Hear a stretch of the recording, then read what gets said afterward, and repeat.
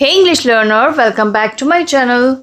Today we are going to master preposition, the little words that show where someone or something is. We will use the sentence to see which preposition fits where and why.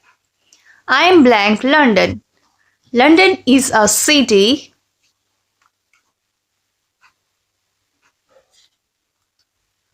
We use in with cities or large areas to say someone is inside that place. I'm in London. Next, I'm blank home.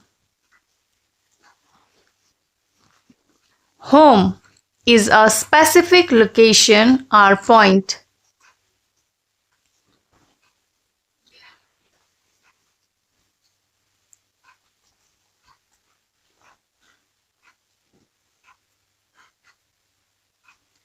We don't use in here. We use at. I'm at home. I am blank the park. For open spaces like park, where you can be inside the area, we use in. I am in the park. I am blank a bus. For vehicles, where you can stand or walk inside.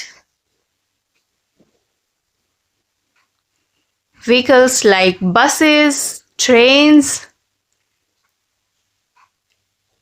For vehicles, we can use on. I am on a bus. I am blank the school.